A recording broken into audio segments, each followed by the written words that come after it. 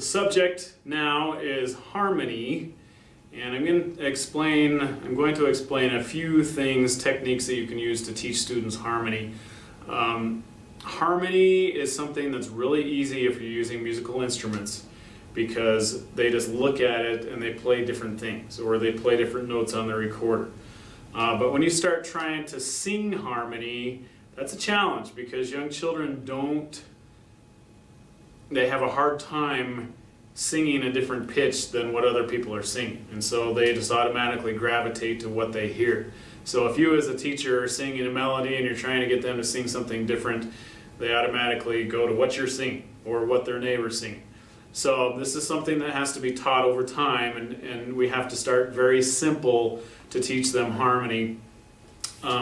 And I'm not going to spend a lot of time on this video. I'm just going to give you a few tips, but you'll see some good examples. I can't sing in harmony myself, so I'm going to use some other videos to show you some harmony and children using harmony in different ways.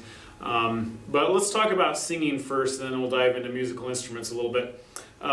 Probably the easiest way to create harmony with children is to have them sing rounds. And I'm sure you're probably familiar with the term round. A round is a song that is composed so that the harmony matches up, so that you can sing it at different times and just have them singing the same thing at different times, and it creates harmony.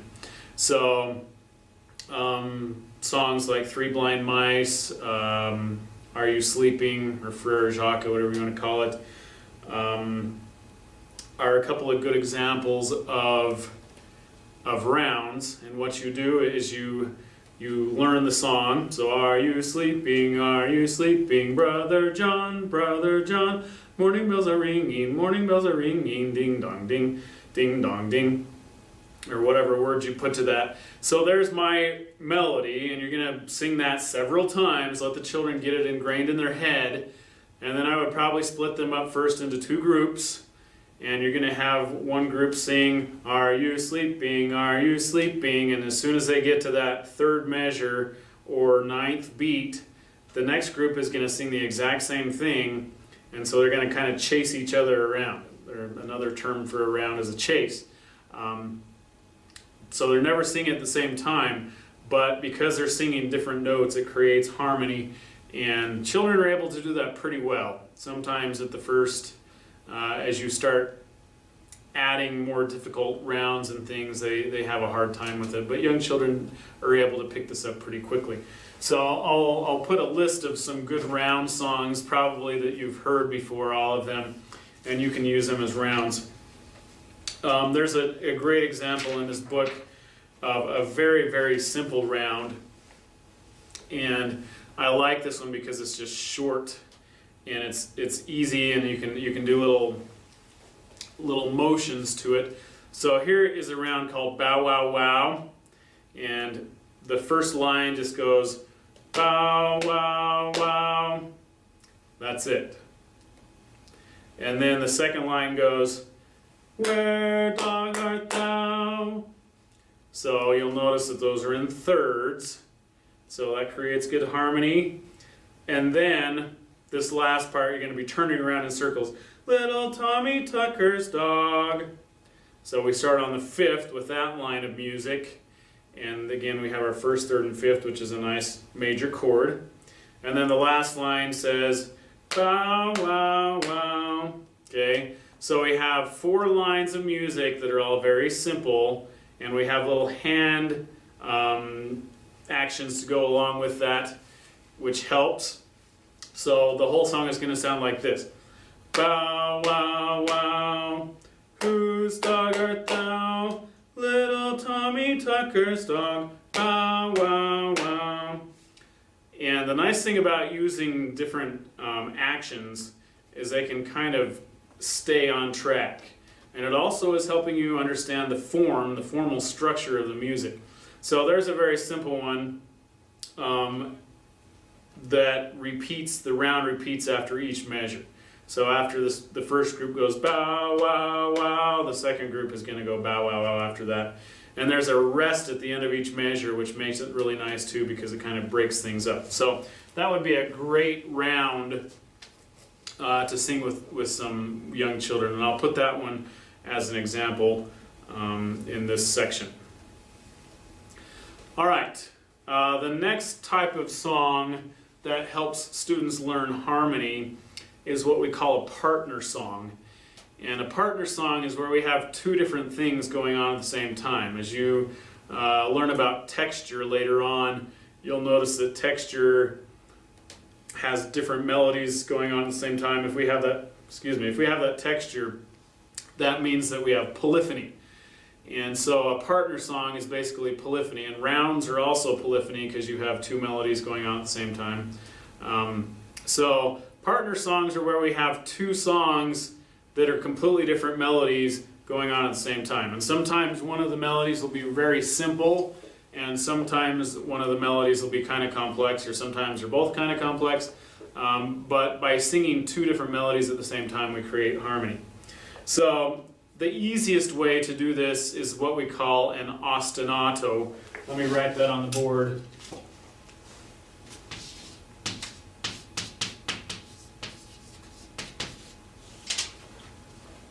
An ostinato is a recurring theme or a recurring pattern that happens over and over and over and over and over again. So it's not technically really a melody, but it's a pattern that's repeated. So one example of this would be, you could sing boom, boom, boom, boom, boom, boom, boom, boom, boom, boom, boom, boom. So all we're doing is just going do, do, re, re, do, do, re, re, do, do, re, re, and so on. And that creates our harmony for a melody that's going on above it. I love the mountains, I love the rolling hills, I love the flowers, I love the daffodils, I love the fireside when all the lights are low. Boom de-yada, boom de-yada, boom de-yada, boom de-yada, boom. And so on. So you have a group of students that are just singing the ostinato, the boom, boom, boom, boom, while another group of students is singing the melody. And this is another familiar tune. But what I'm going to do is just kind of show you what this sounds like with me singing the melody and playing the booms on the piano. And you can get an idea of what the harmony is created as I do that. So here is this partner song with an ostinato. And I'm going to start the ostinato and play it for a couple bars before I start singing.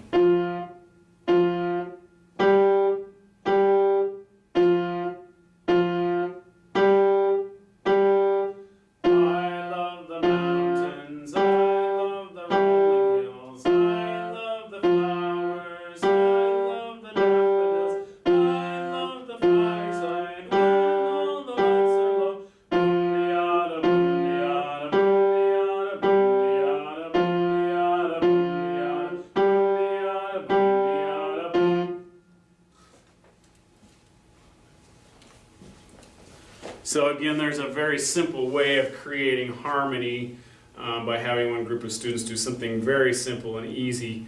And you could even have them to sing do, do, re, re to go along with that. But it works well because every other measure has a chord that fits with those notes. So that's a great example of a partner song.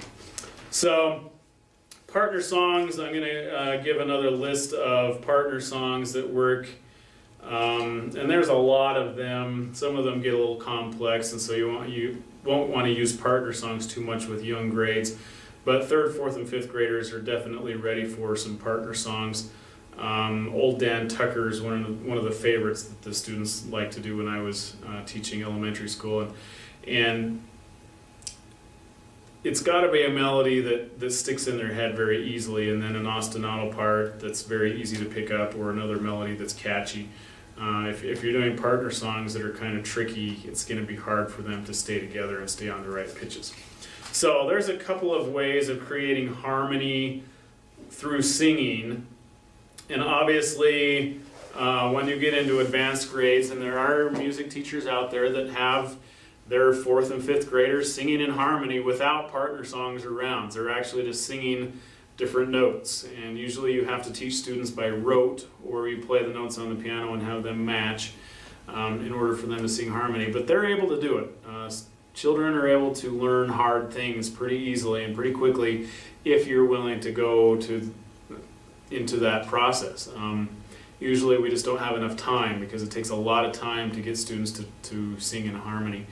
But you know, getting 2-part songs, or even sometimes 3-part songs that are written in harmony with maybe soprano, alto, or 2 soprano parts and an alto part, you can do that. It is possible, and there's lots of people around the country that do. So if you're interested in going the extra mile and doing that, please feel free. Let's talk a little bit about creating harmony with instruments now. And this gets a little bit trickier. Obviously, it's easier to play just 2-part harmony or 3-part harmony on instruments, and so you can actually have the students reading different lines of music at the same time and playing in harmony. But the typical way of creating harmony with most of our music is we have a lead sheet, a sheet with a melody on it, and we have chord symbols. So if you have the budget and are able to buy some melody bells or some Orff instruments, which are great, keyboards, some people even go as far as getting guitars, and that allows you to create chords, which I think